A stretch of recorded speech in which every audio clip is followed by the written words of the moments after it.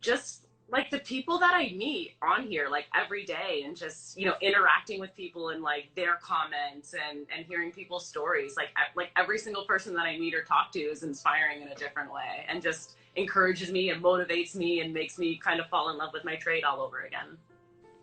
The pretty cool thing about our gun, Ali, is it doesn't know what it's spraying. So you can spray it at, I can spray it at my bedroom wall right here. It doesn't know what it's spraying at. It just knows that we're creating those ions. All we're doing is we're splitting Eric molecules, and we're creating ionization, which ionization controls static. So we are a static control company. We're not a paint company. We're not a paint manufacturer. We're a static company. We control static. So our gun doesn't know what it's spraying at. I mean, I can go out and spray it on a brick out here, and if there's any static on that brick, it's going to remove it because that's just what it does.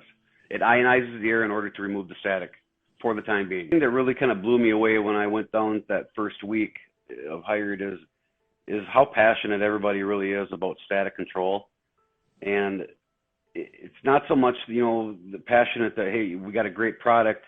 They're more passionate about what we can do for collision centers, for collision shops, for large truck repair, fleet vehicles, marine, aerospace. If we can make the painter's job easier, we're happy. If we can get them, you know, they always come out with pretty clean paint jobs anyways, the good ones do. But if we can get them to have, you know, even cleaner paint jobs without having to work as hard, I mean, we love that. That's what we strive to do. So anytime we can make our product, you know, it's pretty easy to use. So I don't know how much user friendly it's going to get any easier, but we're always looking for suggestions, and we always take it. We discuss it. We're always, you know, our owner is I call him, he's kind of a tinkerer. He's always looking to improve. He's always looking for that next thing that we can do in static control.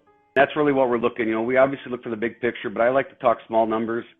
You know, I want to make sure that what we're talking about is realistic. So if I can eliminate you from having to spend 1 hour a day buffing your denimage job at, let's just say $50 an hour, that's $250 a week. I mean, in 3-4 months, you're going to have the gun paid for. You know, that's just on very simple terms. I mean, I think we can get more out of that. But then we got to add in, you know, your material costs. So hopefully your material cost per job will go down because you're not having to force that paint in there. Hopefully you're getting now an extra paint job a day out. So there's different ways that we can look at your return on investment when we're talking. And anybody that calls me, I can go over all that with you. We can talk about I really want to know what the shop's process is, what they're seeing, what their numbers are, and then we'll break down their ROI based off of that particular shop. They just tend to like my work. My work gets a lot of support. They like that I'm a youngster and that I'm being very creative with this talent, because it's a dying talent within people my age. You know, I get friends who think it's silly that I still build little toys, but it's like, it's deeper than that. You know, I'm practicing for a real canvas. I'm practicing a talent that I was gifted. Not many people, I don't see many young aspiring painters anymore. I kind of want to change that.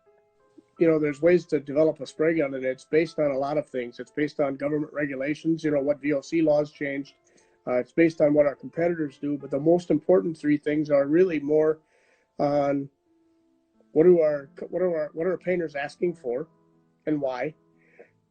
What are we doing that could be improved on? Really, it's all based on how do we have to drive passion, and you have to have that passion in R&D as well as in sales and in marketing but one thing I really like is they're passionate about asking our questions, asking our opinions, and asking what do we think. Now they're German, so they sometimes don't always listen, but we pick on them about that. But now they do an incredible, honestly, I think better than any company I've seen, taking feedback and figuring out a better way.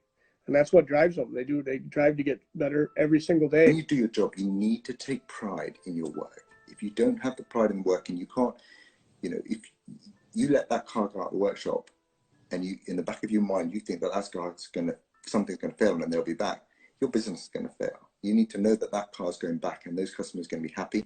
They're going to tell their family, they're going to tell someone else. And you know that most times, a lot of my customers have been using me sort of 10, 15 years. And so I see their cars come back, not because they're bad drivers, but because someone's locked them in the car park. So I get to see my work, and I get to see that's proof in the pudding there that everything's going well.